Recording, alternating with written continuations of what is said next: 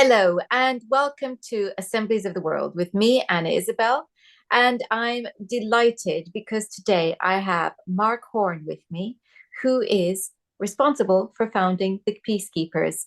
Hello, Marc. Hi Anna, how are you? It's lovely to be here. I'm so delighted because it's one of those things that we hear about, but many people don't know what the Peacekeepers are and what they're about. So people might think about, peacekeeping missions out in the Middle East or somewhere. Well, But when we started, that's exactly what it was. You typed in peacekeepers and you only got the UN sort of peacekeepers. so tell us about the Peacekeepers as you founded them. Yeah. I mean, basically, my background is sort of contracting and contract law, so I'm very familiar with contract law, which means you've got to be very pedantic. And then I was in Kuwait on March the 12th, due to fly back on March the 14th when COVID hit. And I've done a lot of data analysis in my past and cycle theory, and I looked at the data and I thought, this is insane because they'd locked the country down. I was due to fly back 14th. And it's like, what's going on here? But basically, I was also involved with civil litigation over a flat uh, because we don't have a pension. So basically, the legal experience I had at the point, I've always had a strong social justice. And so basically, I really started going into social justice. And this starting point really is knowledge. It's about the search for truth. I've been down every rabbit hole imaginable uh, over the last 20 odd years, but got kicked off all the groups because I asked questions and I asked for evidence. And so the concept really is to educate people uh, on their rights and the relationship between those governing and the governed. So it's really educational, and from that, people can choose to do what they like with it. So pretty, it can be whatever you want to make out of it, but it's the foundation is educational, really.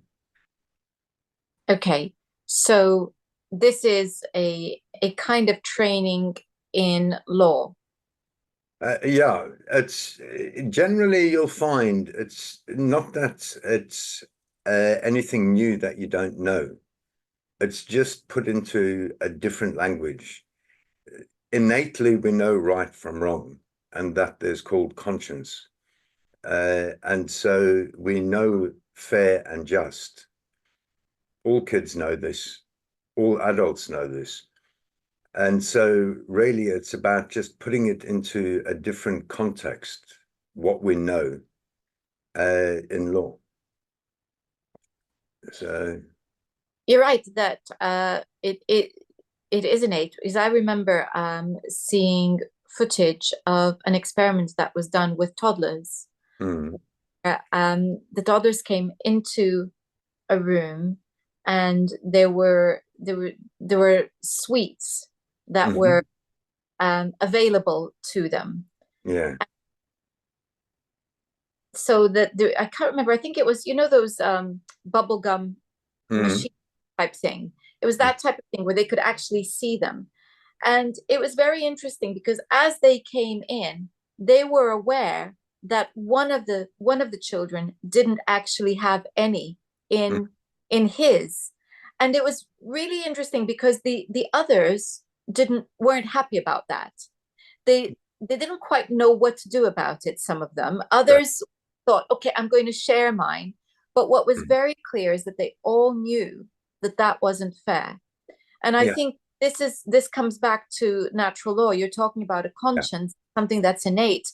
The reason that natural law appeals is actually because we have that sense of fairness, and some would say justice. We know what's right and what's wrong. And absolutely. So there is that. Mm, So when we can see injustice happening in our world mm. and we don't know what to do about it, Yeah, it doesn't mean that we don't know that it exists. We know it exists. absolutely. We just don't Absolutely. know what the recourse is. So Yeah. what the peacekeepers are offering then is the language by which we might be able to understand law better and then be able to do something about that. Is that Yeah, yeah. I mean, basically, the reason for the name Peacekeepers, okay, is because it's all clicked. Everything is about keeping the peace. That's why we're in society, to protect one another, to protect our property rights, and keeping the peace. And what people don't realize, keeping the peace is actually the social contract. That's the single reason we get together in society. So in my research, I came across the Justice of Peace Act 1361. So this is nothing new, okay? And nothing I've got to say is new, all right?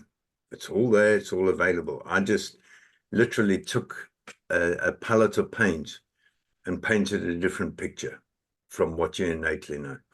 So a breach of the peace, to be able to lawfully breach another's peace, you must have evidence of actual harm, intended harm, or reasonably foreseeable harm.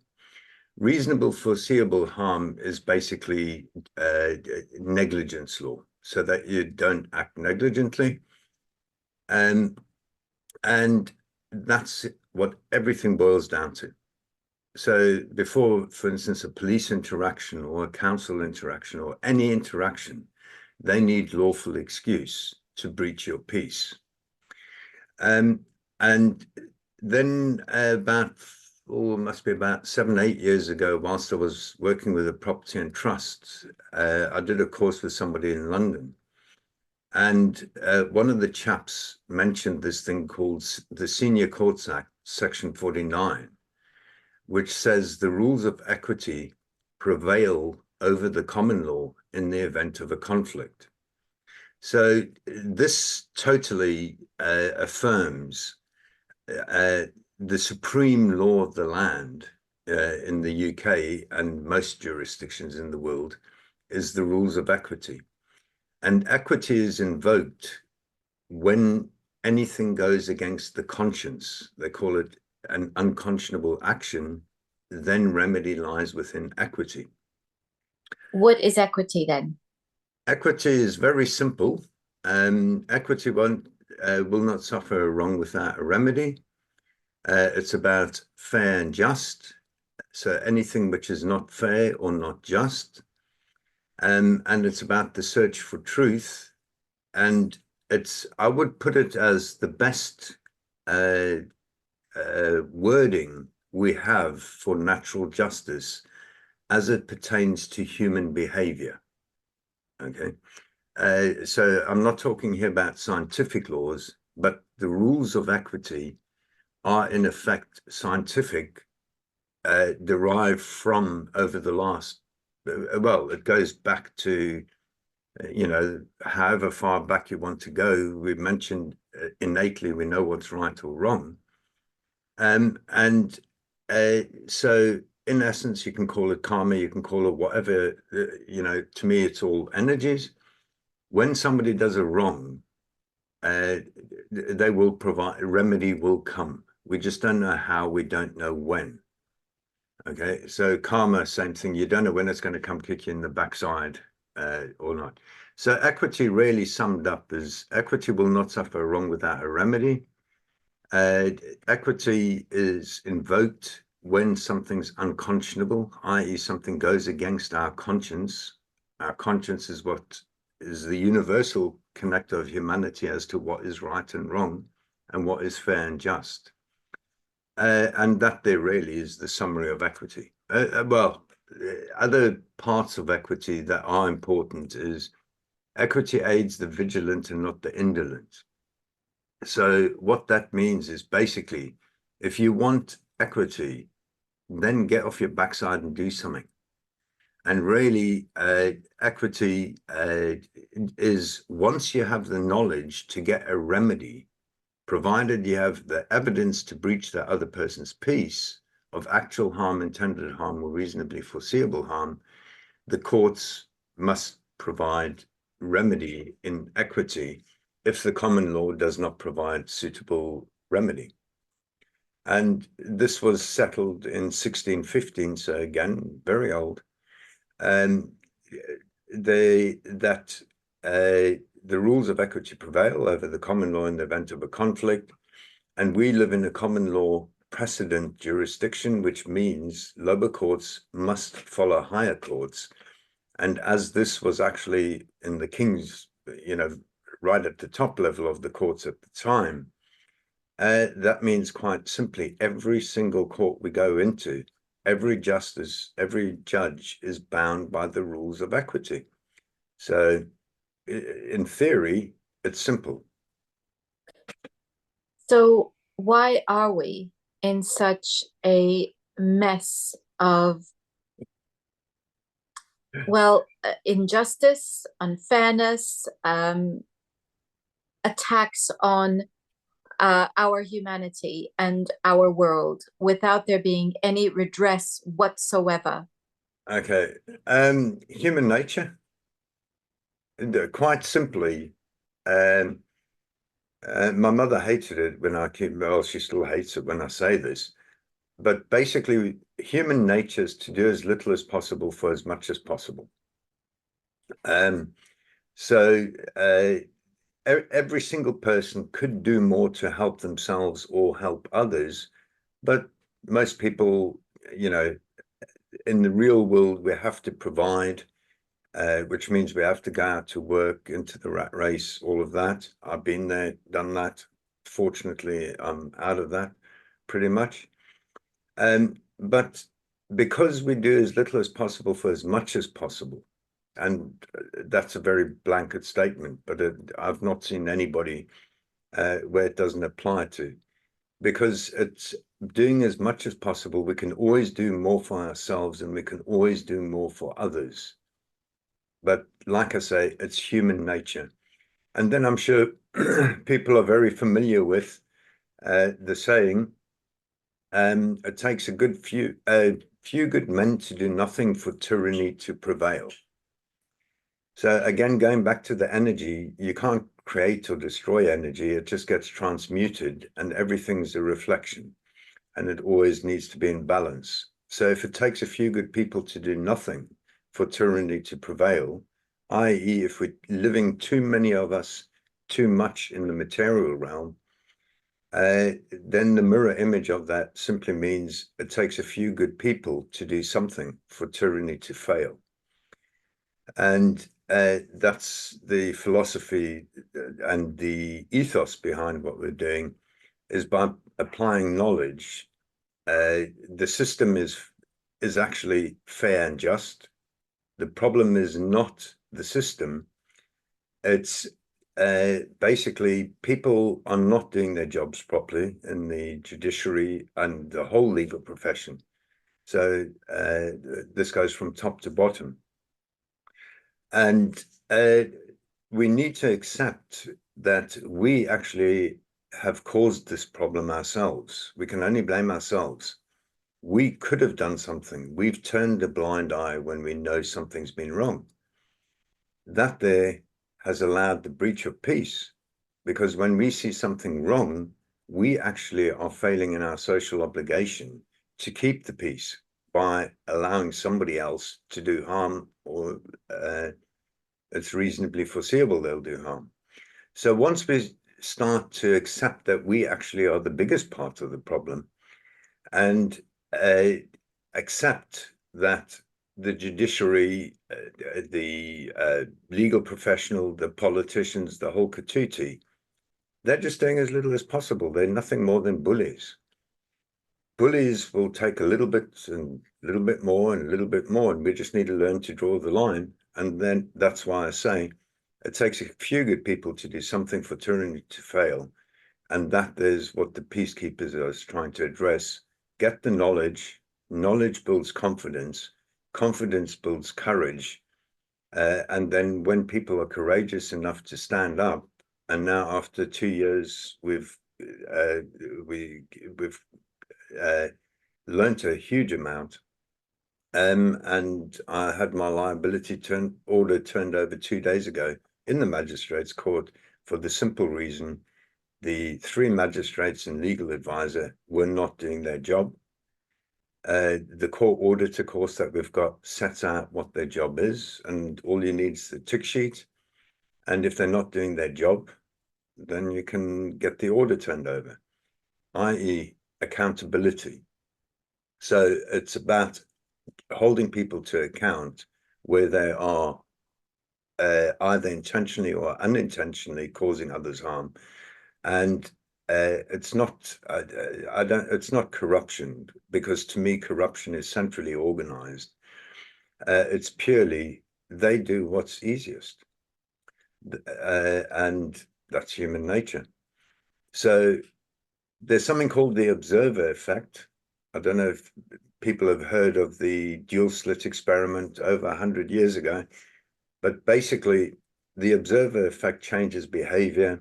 So we're encouraging people to just go and sit in the public gallery, watch justice being done in your name. And if that doesn't get your energies up and get you to go and, really, okay, and do something about it, but it doesn't take that many. I'm convinced with 1,000 good people that know what they're doing, regularly going to the courts, holding people to account, and all of a sudden it'll all change.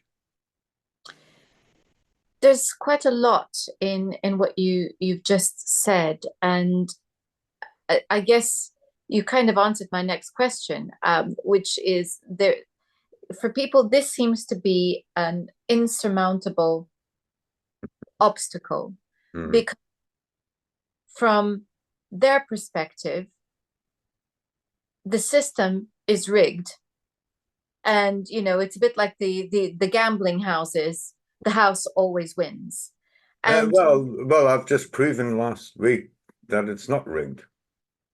In the magistrates' court, the 3 magistrates and the order was turned over by a district judge in the magistrates' court. Why? He had no choice. I had the evidence to show that the magistrates were not acting lawfully, that the legal advisor was not acting lawfully, i.e. they weren't doing their jobs properly.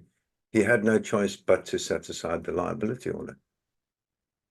And that's the important thing, is that even if we feel that the power is against us, we need to start believing otherwise, because it's by otherwise that we can actually take on the injustices and begin to challenge them and turn them over. So I think that that's very interesting, because that brings us back to the course that the peacekeepers run. So tell us about the course. How is it set up? Do people have to go to classes? It's a free online course. As long as I can afford it, it's going to be free. It starts off teaching you about the self, there's a lot of different rabbit holes. I'm just going to call them all rabbit holes, okay? Sovereignty actually is a particular feature of a state. So people aren't sovereign. It's a concept which is applied to a state. However, people, if we apply logic and reason and observation, it's self-evident that unless somebody can bring the creator, whatever that is, to whoever, call them what you like, energy, karma, God, Allah, whatever people want to call it, that's between you and your creator. Okay. But if you think you can tell somebody else what to do and impose your will, lawfully, then you need to bring the creator into court to give first-hand testimony that, for instance, 650 MPs can tell 67 million or whatever the population is, people what to do. That really is how simple it is. Because that's not possible, or we've not found a way of doing that yet, it means simply nobody can impose their will on another person. That means every interaction with another person, my rights end where your rights start. Therefore, we need to negotiate every interaction from when we start stepping on other people's rights. So you're free to do whatever you like on your own. However, once you step onto another's rights, interaction must be consensual. Because if it's not consensual, then somebody's imposing their will on the other. So that means that we all equal under the law. We all must be equal under the law because nobody can prove otherwise. And nobody's above the law. So that there is critical for people to understand. So together with the breach of peace, which is the key, before anybody can impose on another, they must have evidence of the other having caused harm or intending to cause harm. So that's the basis of where the course is coming from. So from that, basically, it starts off with your mind is in control of your body, and you are therefore liable for any harm you cause. What you do with your body is your choice. Nobody can interfere with what you do with your body, and that's well established in law. So when you think about what happened with, forced vaccinations, wearing nappies on your face, all of this sort of stuff, nobody has a right to impose that on you. However, the reason that it's happening, okay, there's lots of psychological reasons for it. But essentially, the problem, and I've started a law course because I can't understand why the legal professionals don't get it. But having just finished the public law module, I fully understand why they don't get it. They are not taught fundamental law. So what they're doing is getting people to believe that statutes are law. Now, again, 1610, in the case of proclamations, it was settled. There are three types of law in England: common law, custom, and statute law. And then if you look at the structure of those governing, that there is basically those governing today derived their authority from the Bill of Rights 1688 and the Coronation Oath Act 1688. So it's a fight basically between what law is supreme. And with the case of proclamations, they merely said three types of law exist. What was also agreed was that the royal prerogative derives its authority from the law of the land, and the law of the land is defined in the Confirmation of Charters 1297 as the common law. So now with that, we can start to build a hierarchy. And the Coronation Oath Act, in the first promise, King Charles took this last year. I promise to govern the people according to their respective laws and customs. And it's been slightly modified from the Coronation Oath Act, but the Coronation Oath Act is explicit, using statutes in Parliament agreed upon, i.e. it sets out the relationship between those governing and the governed. So with that, it makes it clear statutes are merely company policy for the delivery of the people's laws and customs. They do what we tell them. We create the law. That's called common law. And the way that we create the law is by going to the court and setting what's called a precedent. However, whilst we leave this up to the legal professionals who really don't know what's going on, you get bad precedents. So in summary, that there is the whole course. By applying the rules of equity, where there's a bad common law precedent, you and I, it should in theory only take one person to change the whole system. And so the course is structured basically around that, how you can empower yourself to stand up and when you see an injustice, to do something, even if it's just basically collecting evidence. But turning a blind eye, people need to stop doing. So the course itself equips people to understand the law. Yeah. And to be able to, I don't want to say negotiate, but find their way around. Challenge authority. Yes, challenge And it. by authority, anybody that's trying to impose their will on you. And when you know your rights, then you'll start to understand the relationship, because everything comes down to relationships. And people, there's a fundamental thing in law: he who asserts must prove. So if you're claiming rights, you have to prove them. However, by changing it slightly, if you know their duties to uphold your rights, you simply need to, and it's very easy to evidence breaches of their duties to uphold your rights. So again, by just simply changing the mindset slightly, you again empowering yourself.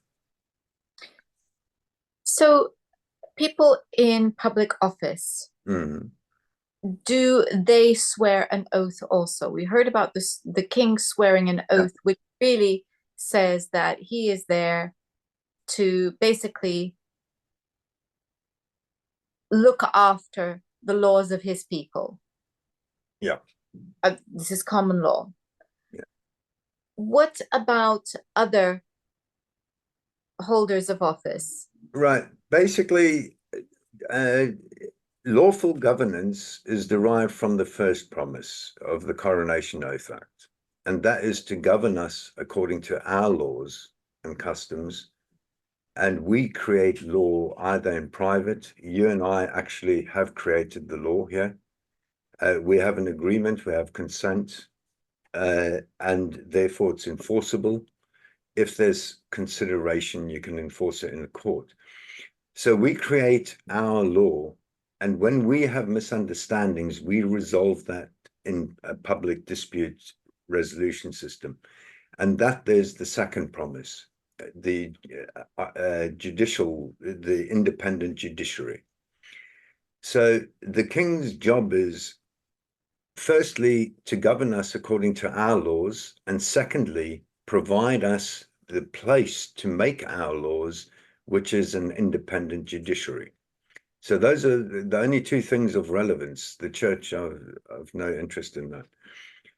But the first two promises are it. Now, what happens is, obviously, the king can't be in every court. The king can't be on every street, every town, and that. Therefore, he delegates the authority. So you get the senior public officers swear allegiance to the monarch, and take, for instance, in the judiciary, they take a judicial oath. And MPs and government ministers and senior office holders take an oath of office. All of the oaths include to uphold the law. And therefore, in theory, there's a straight chain of command. So the judges all take the same judicial oath, and that includes lay magistrates, and therefore all of them should be doing the same job to uphold the rule of law, which is what's called a constitutional principle, which was established 1,000 years ago. I mean, basically, Magna Carta 1215 is the modern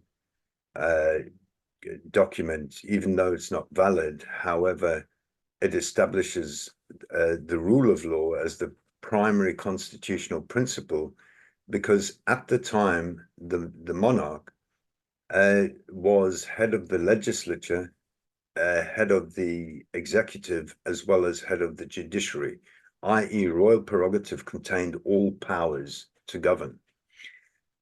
So that there's the primary constitutional principle, and Parliament even agrees with that. In 2005, Parliament confirmed the primary constitutional principle as the rule of law in the Constitutional Reform Act 2005. However, it needs reminding and needs forcing the people to do that. You said that Magna Carta is not valid. Can you explain what that means? Okay. Magna Carta, basically when people are, when I say not valid, Magna Carta 1297 is valid. Magna Carta 1215 is the one that people talk about. So Magna Carta 1215, basically equity is substance over form. Let me just explain that first, and then I'll come back to Magna Carta 1215. So in substance, you get a speeding fine. What is it that they believe? Okay. They believe, because there's a statutory law, that creates a right for them to take your money if you're speeding, then that's their belief. And that's what we need to challenge, because that's a wrong belief. Unless there's harm, there should be nothing. However, people are arguing, I'm not the birth certificate, I'm not the person, I'm, the judge is the trustee of my Sesta KV trust, all of these sort of things. In substance, what's going on? Okay. The court needs jurisdiction to be able to resolve the dispute. So the government pushes in a claim of their belief. It's only their belief. And then you've got people coming in with all of these rabbit holes. It doesn't work, because in substance, okay, and I include in there, the living man, the living woman, a 5-year-old can see that. That's another example of substance. But basically, what they're saying is, was your mind in control of your body, which was in control of the thing traveling at that place, at that time, at that speed? Did you or didn't you? So that's the substance. So it's not whether you're a person or whether you're a birth certificate or whether it's a car or a conveyance or this, that, or the other. So that there's what's called form, the format. Okay. So whether they write your name in capital letters or small letters, it's totally irrelevant. It makes no difference. And with the substance, it's substantive matters. So hopefully people can see substance versus form with that example. So going back to Magna Carta, the substance has been retained in Magna Carta 1297. The substance really is the rule of law, the constitutional principle of the rule of law, as well as the right to trial by jury.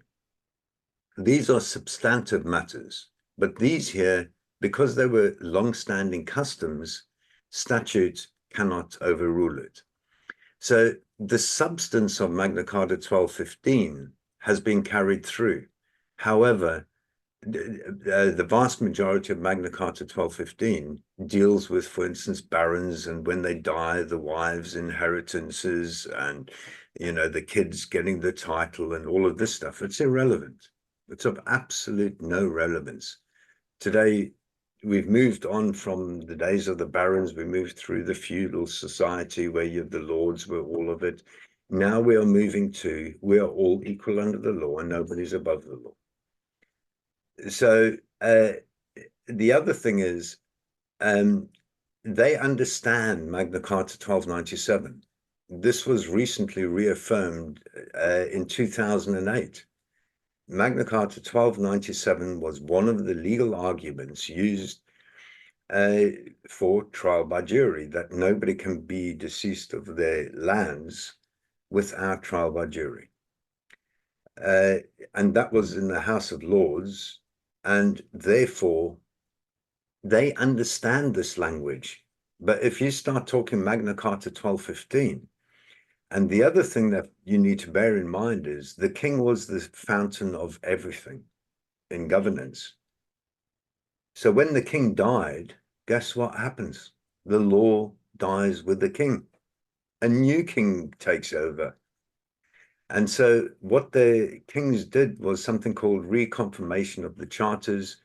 And what they did was they would cherry pick, much like pick and mix sweets, what laws they want to start their reign with and what laws they don't. And the Bill of Rights, that's where that ended. And therefore, there's no reconfirmation of charters or anything like that anymore, because the current statute book is current, and Parliament is a fiction of law, not a king. Parliament has, it doesn't die. Therefore, the law is more consistent between different monarchs or different rulers. So Magna Carta 1297, they understand statute law. It is statute law and it is common law. And much statute law is actually common law. And much of that statute law is actually very equitable as well. So in theory, we actually have a very good system. Problem is practice.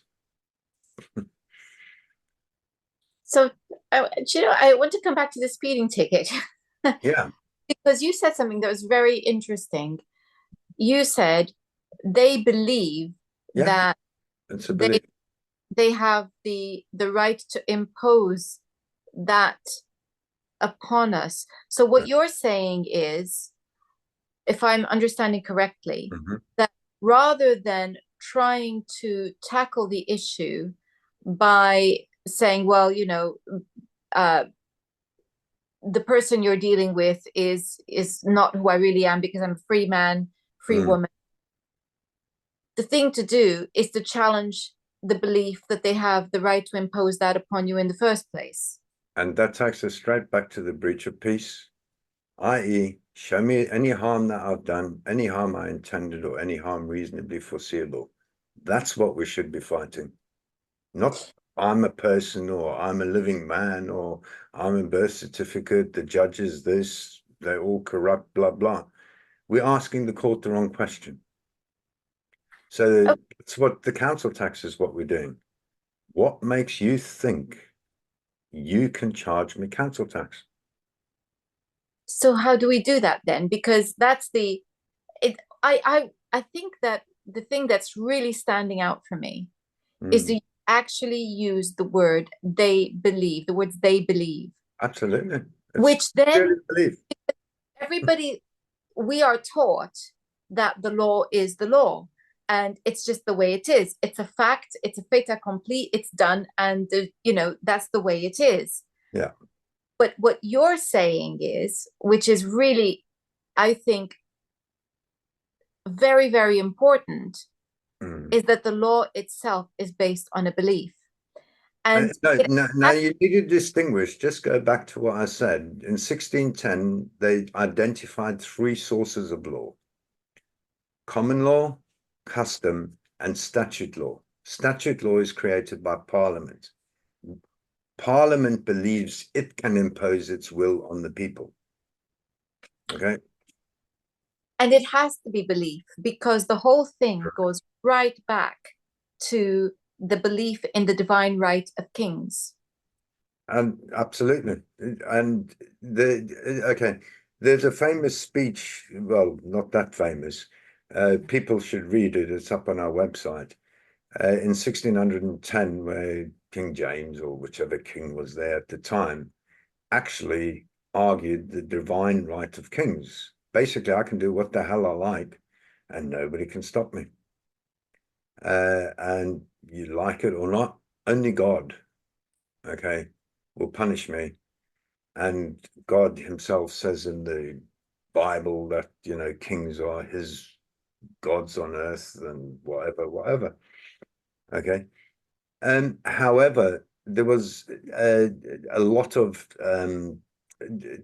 turmoil and discontentment in the 1600s, the revolutions, the Civil War, etc., which ended with the Bill of Rights. And the Bill of Rights created the constitutional principle of the separation of powers and the rule of law in order to try and balance and control the tyranny of monarchs. So that was 1688.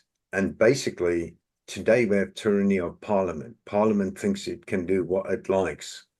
And we've forgotten this lesson in history as to what happened in the 1600s. And it's an incredible document. There is no question that the people are the source of power, and it's purely a belief system of parliamentary sovereignty. This again was explained because I've asked people numerous times, I've asked judges, what makes you think Parliament can tell us what to do? And basically, it's the courts which have created the belief that Parliament is sovereign. And by the word sovereign, they are talking about supreme lawmaker. It's not borne out in fact. When you look at the documents, when you look at the evidence, Parliament is not sovereign. Their job is very clearly set out in the Bill of Rights and the Coronation Oath Act. And this belief is the problem. And the court justifies the belief, and I said in the Bill of Rights, it talks about it created the separation of powers, i.e., it removed from the royal prerogative the right to legislate and moved that to Parliament. The promise is we will use legislation, statutory instruments, to make sure that the monarch governs the people according to their respective laws and customs. That's the pure and only function of Parliament, to make sure when their government or the tyranny of the monarch is not delivering what is promised, because a promise is a contract. I promise to govern the people according to their respective laws and customs, and the substance is in the Coronation Oath Act, using statutes in Parliament agreed upon. So okay. Parliament is clear. The independent judiciary is the second branch, and the third branch is the executive. How do we know the monarch is the head of everyone? He's the crown in Parliament. Parliament can do nothing without the royal prerogative. His Majesty's government and His Majesty's Court and Tribunal Service, and in 1610, it was absolutely agreed royal prerogative is subject to the law of the land, which is the common law, which means we tell them what to do, they don't tell us what to do. We seem to be a very long way from that, Mark. We seem to be a very long way from that. I think listening to you, it's very interesting because everything comes down to belief. Yeah. And if we go back and we Mm. think about this notion of the divine right of kings, which seems a very quaint medieval practice Mhm. in modern mind, it is at the crux of it because Correct. it's so important we understand that all of this is about belief, Yeah. because that, although it appears to be that that was the prevailing belief at the time, I wouldn't say it was prevailing. It was de exact facto. It was enforced. it was enforced. But in the sense, prevailing in the sense that Mm. that seemed to be the main mindset. It is, if we go back further, there were other views, and if people care to do something as obscure as look at, the Hermeticism, and Correct. you can see the debate that was going on there about, And that's thousands of years ago. it's thousands of years ago. But it is the basis of many a religion, and Yeah. it is the basis of law to a certain extent, Yeah. because at the heart of it is this question: who has the right to have a direct link to God? And and some argued that actually it's everybody. Others would argue that it's through the priest, and the priest is the ruler, and so we have a papacy, and so we have, and this all stems from that. And people really need to understand that de facto it might have been, and Yeah. it might still be to a certain extent, but actually it's still just a belief. It's absolutely. And don't forget what we believe we create. Indeed. So this is very interesting because we can talk about the statutes, and we Mm. can talk about the fact that things seem to be somewhat upside down at the moment because, if I understand you correctly, Parliament is meant to be there to make sure that the king doesn't overstep the mark, and they're meant to be enforcing the the will of the people to keep the king in check, if we put it that way. Instead of which, it's turned the tables on us. Yeah. I mean, basically, okay, the courts justify not trampling on Parliament's toes by saying they democratically elected and that they create their right, as opposed to us in the courts who are not democratically elected. Okay, that's the foundation of what they're saying and their justification for it. However, that's false. The primary constitutional principle is the rule of law. Secondary to that is the separation of powers. What that means is the legislative body is subject to the rule of law, the executive is subject to the rule of law, and so is the judiciary. And what's happened again, okay, is very clever marketing.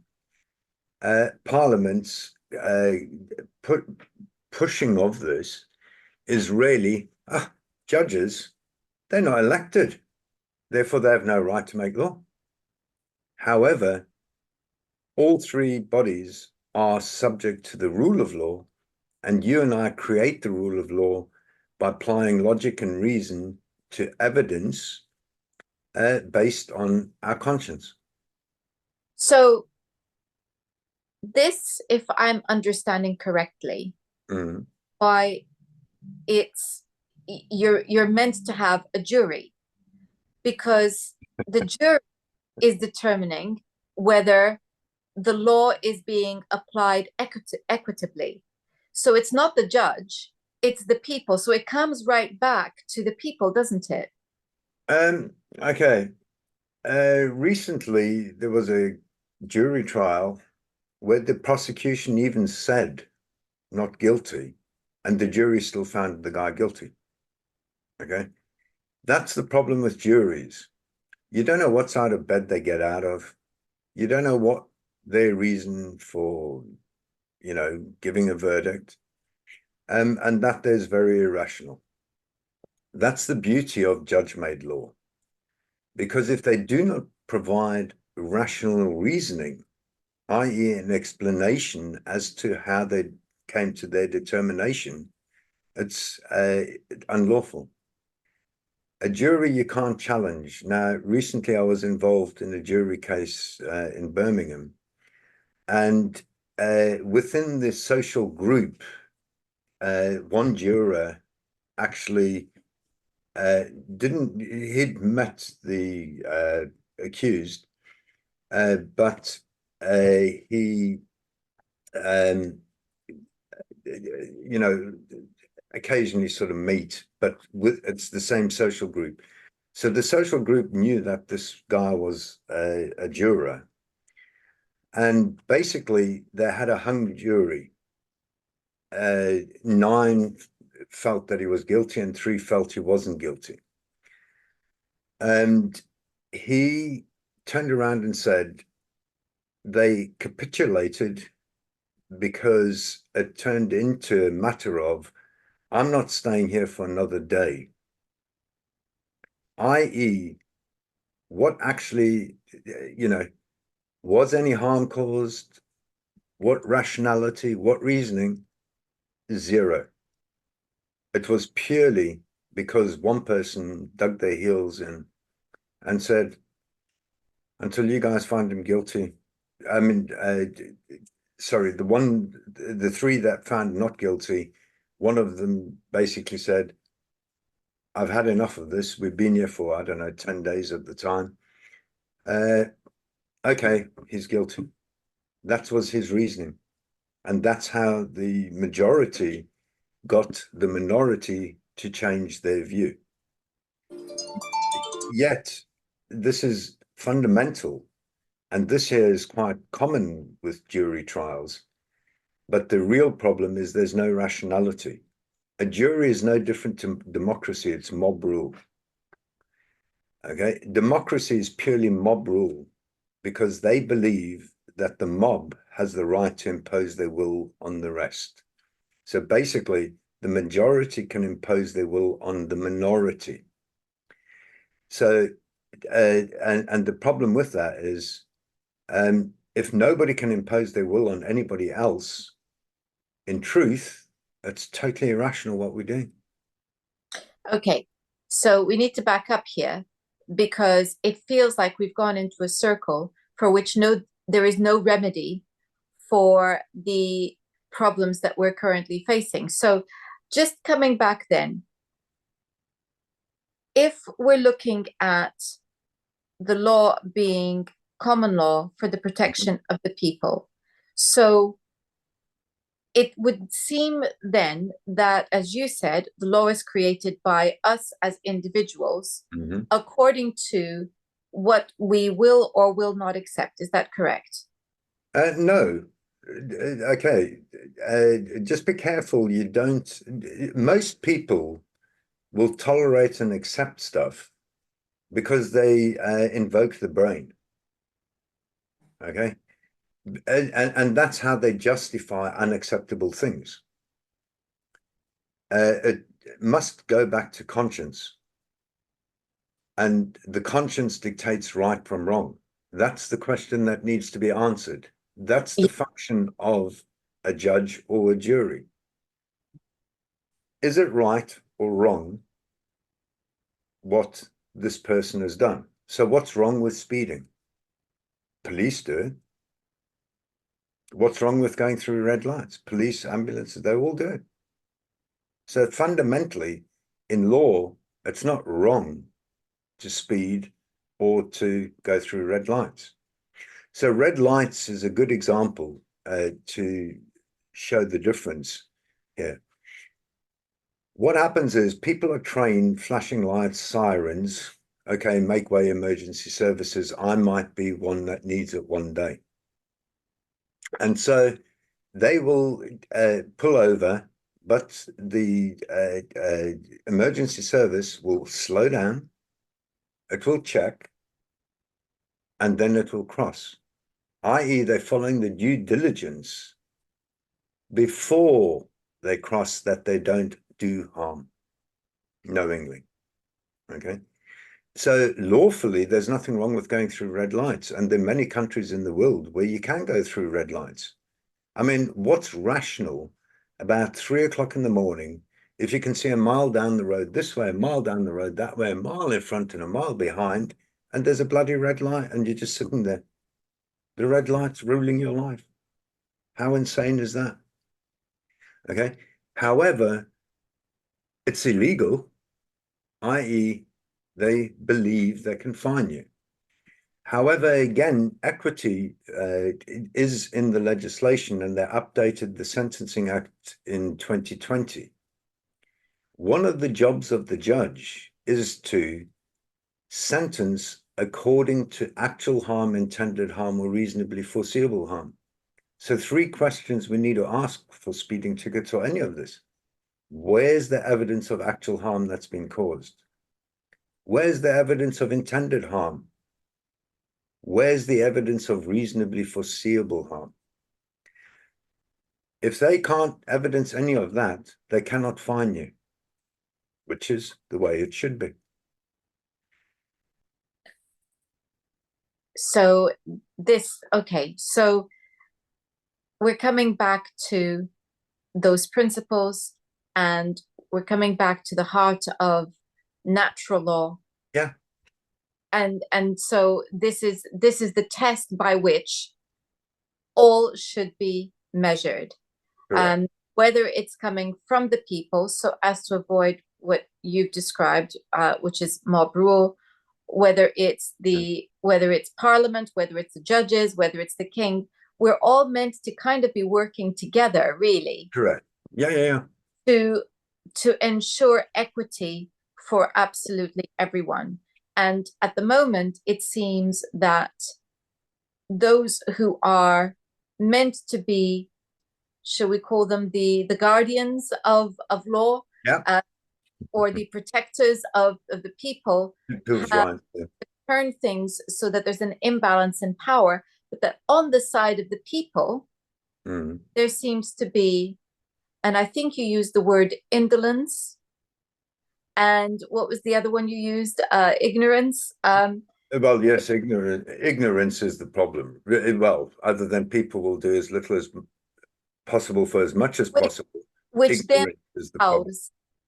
then allows for this most unequal state of affairs. Yeah. So it's incumbent upon each and every one of us to stand up and test everything by asking those very important questions. So yeah. I mean, this is a big problem in the courts. Okay, if you ask the wrong question, you get the wrong answer. They'll only answer what they asked. And so people get really pissed off. So if you're asking about a birth certificate and you still get a speeding ticket or whatever, okay, you're asking the wrong question. Or you should really be able to work it out. The person actually is irrelevant. They're still going to give me a speeding ticket. I'm asking the wrong question. But basically, with the Sentencing Act 2020, we've reduced 2 COVID fines, well, more than 2.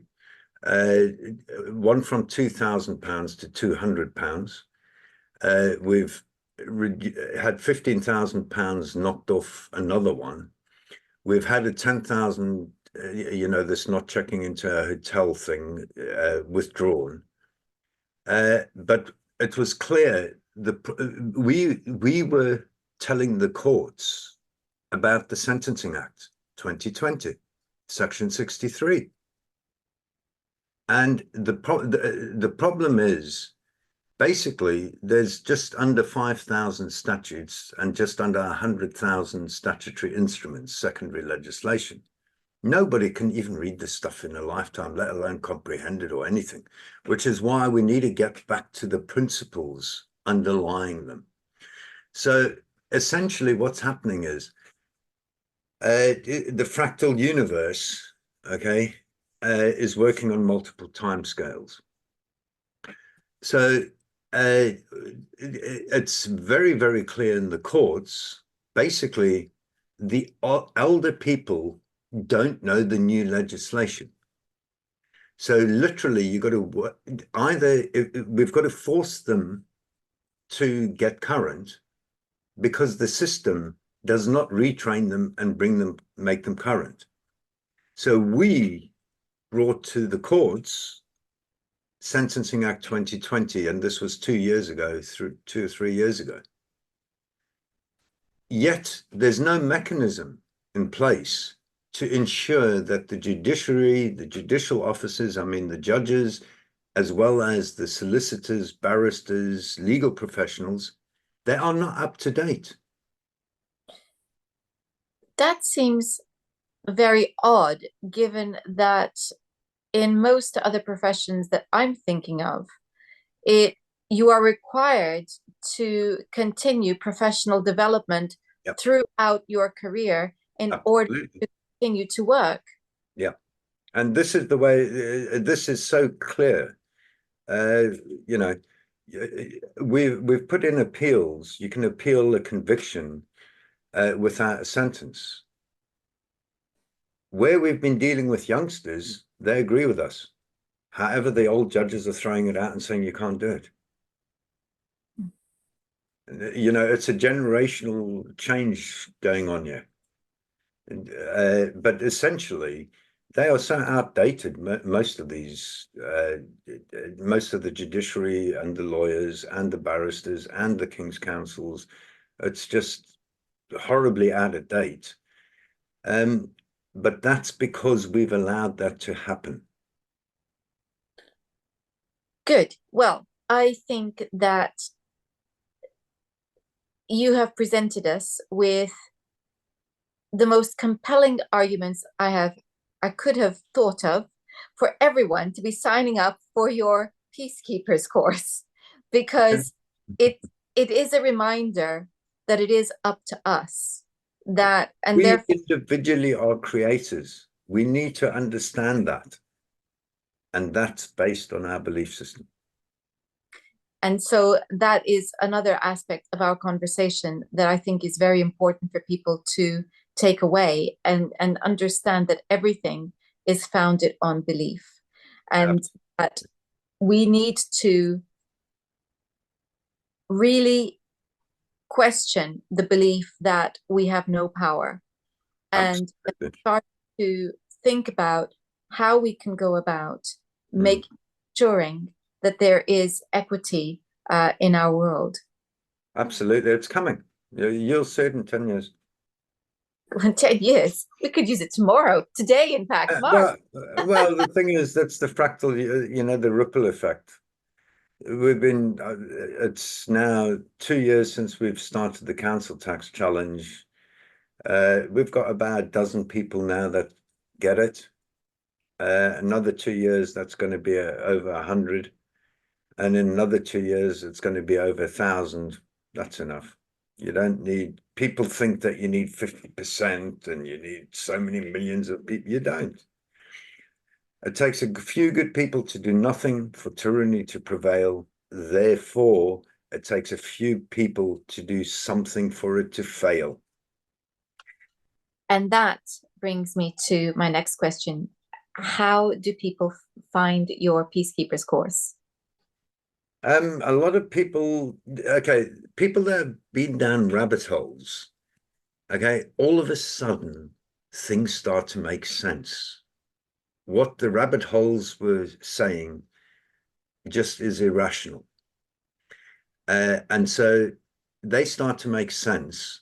On the whole, the feedback's very good. People are welcome.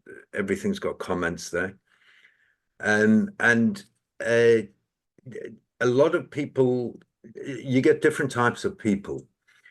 Most people are looking for instant solutions to a particular problem they face today. That's not what the Peacekeepers is about. It's about finding the fundamentals and understanding how to apply the fundamentals to that particular problem. So on the whole, the feedback that we get is it's clear, it's simple. and very, very positive feedback. People are very, very grateful. But I'm very, very lucky. Society's allowed me to get to the position I'm in now. And I'm in a position where really I can give back. And I need to give back because this ain't the world that I want my grandkids and them to live in. So if it's not going to be us that changes it, who's it going to be? When's it going to be? You go back in time, you mentioned the Hermetica and Hermeticism. The Romans and Greeks were arguing about this thousands of years. On the one hand of the pendulum, okay, everything's a pendulum. It goes from one extreme to the other. Everything's energy. It goes in cycles. On the one hand, you've got the belief of self-governance, which is the true meaning of anarchy. It means I govern myself not to cause another harm. It doesn't mean that there's no rules or laws. To the other side, everybody's incompetent and, somebody needs to tell them what to do. It's an age-old argument. There's nothing new in this. And the truth is what will prevail. And if you look over time, we've moved over the last 6,000 years, and we are moving into a new era. I don't know if you've heard about the long year, Kali Yuga, and all of that. This is in the Sanskrit text, which is the oldest written texts we have. They talk about a 26,000-year cycle. Most people are familiar with the astrological cycle over 1 year. Most people are familiar with day and night cycles, the tides, so many seasons. They were talking about a 3.2 billion year cycle, and that's 8,000 years ago. The precession of the equinoxes is the long year. And even though it was written 8,000 years ago, we could only observe it 120 odd years ago, whatever, early 1900s. So, and what that's saying is we're coming out of the dark ages and we're building the foundations for the next 13,000 years into the next golden ages. So if you look at the political cycles, those are generally 300 odd years. 1700 is basically all the revolutionary years. And it culminated with the US Constitution. It started with the Bill of Rights and the French version of it. And basically, the US Declaration of Independence says, or the Constitution, we the people, self-evident truths. However, it's the small print. Unless you were black or slave, unless you were a woman, unless you were this, unless you were that. We've taken 300 years to sort this nonsense in the detail out. But that there, we first have a thought that needs to be spoken and written. That then needs to be manifested into the material realm. That's what takes time.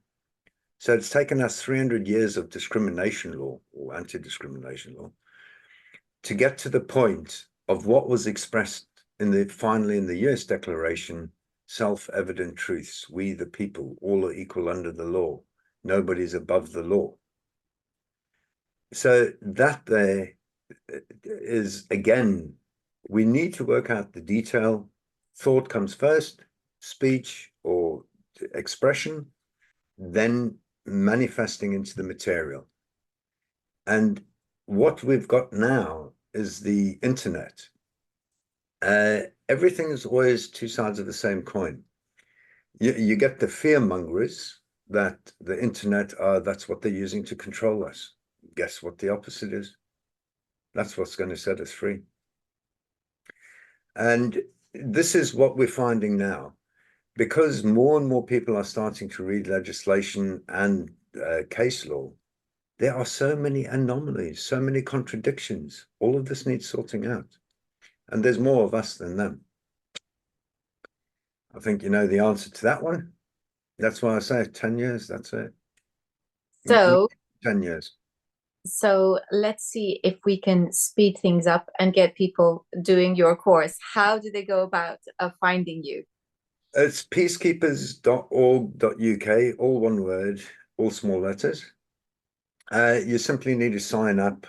It would be useful if we had your postcode, because we've got postcode groups where people can go and meet like-minded people relatively locally.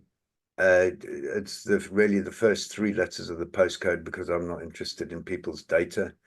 And if anybody hacks the system, they're not going to be able to get hold of anybody anyway, because there's no address, or you just put up what you want. And really, at the end of the day, set aside a Saturday, preferably look at the forecast if it's a rainy Saturday. In the morning, keep your pajamas on, get in front of the computer, have your cup of coffee and tea, and in a daytime, you will be able to get through each of the courses within 8 hours. And what you'll find is when you go through it again and again, more and more will be there. Every time you open a book, you will find something different from last time. And the reason for that is we always come into something that's subconscious biased. We have an issue generally which would pull somebody to come to the Peacekeepers course. And then once we see those things, those are resolved. And the next level of subconscious comes up, and next comes up, and next comes up. So it's a evolutionary, iterative process. And then we've got weekly Peacekeeper meetings on Thursday evenings. And then the Peacekeeper groups itself, it's a loose, it's not an organized structure, it's grassroots. People sort out themselves what they do. You know, if they want to arrange going through the course as a group on a Saturday morning, or going to court, and a lot of people are starting that now. 3 or 4 of them are going to court every month, just sit in the public gallery and watch. To actually having people in uniforms patrolling, and down in Cornwall, that's what they've chosen to do with it. And they are making a very big impact with what they're doing. So really, it's up to people to do with what they want. Wonderful. It's no, take what you want, leave the rest, really. Fantastic. Well, I think it is all about empowering ourselves and understanding the system in which we have been living. Yeah. And for those who want to exit the system, that's great too. We still need to know how the system works, because it's not, you may want to exit, but it doesn't want you to exit. So you still have to understand at least. Yeah, that's the self-interest. Yeah. So it's self-interest, but it's also the means by which we together can begin to challenge these Absolutely. assumptions and beliefs that are being used really in a very tyrannical way. So, Marc, thank you very much for everything that you've done and for your time today. You're very, very welcome. Thank you for your time. And thank You for what you do. Well, it's always a pleasure when I'm talking to such wonderful people all the time. So thank you all for watching, and until next time, goodbye. Thanks, Anna. Thanks, everyone.